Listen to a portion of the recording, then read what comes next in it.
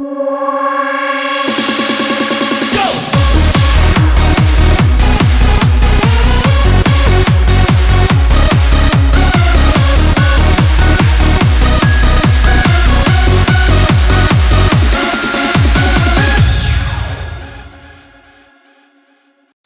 welcome to FitnessMagic.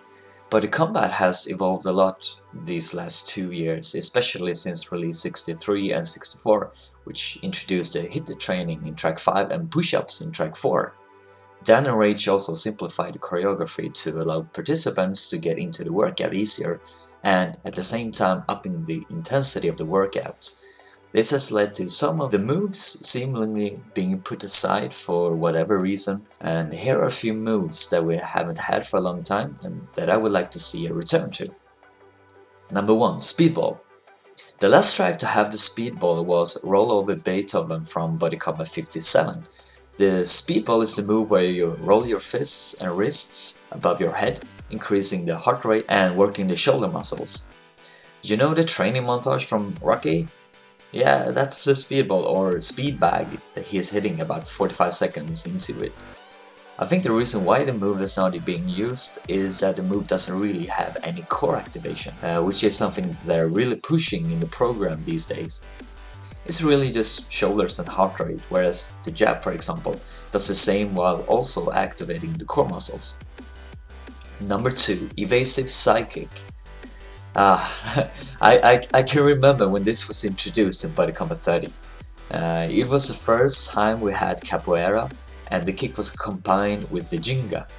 As the name suggests, you move away from the opponent as you kick.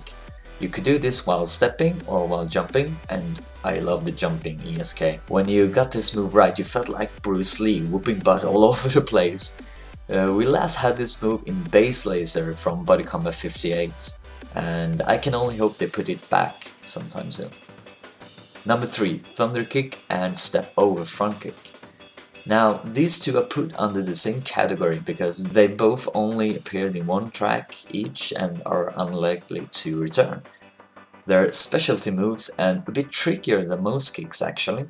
The thunder kick was in Let's Go from BODYCOMBAT 57 and the step over front kick was in Fire from BODYCOMBAT 47.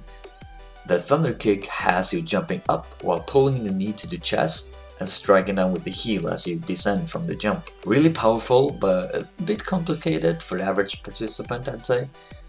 The step over front kick is where you from combat stance step forward with the lead foot and do a front kick with the back leg as you move forward, and you land into combat stance on the other side and then you quickly switch back to the first combat stance. A bit tricky. Maybe that's why it hasn't been used anymore. Number 4. Hammer fist. This move we haven't had for a very long time. We've had 2 versions of it. One version in Out in the Fields from BODYCOMBAT 27, where we had a bent arm and slammed down from above. And another version in some other tracks where it was sort of like a low back fist, but you hit with the lower part of your fist. The last time we saw this move was all the way back in BODYCOMBAT 36, Born to be Wild. I think it's safe to say this move won't return because it's probably been forgotten, but I love going back to Out in the Fields for this move. It really allows you to unleash. Number 5. Low cross block. Last seen in the Phoenix from BODYCOMBAT 57. A very powerful block that works your upper back muscles and shoulders, but also the legs as you many times did it together with a little squat. You cross your arms in front of your groin, effectively stopping the incoming kick or strike. It used to be featured in a few releases, but we haven't seen it for a while. Maybe it will return soon.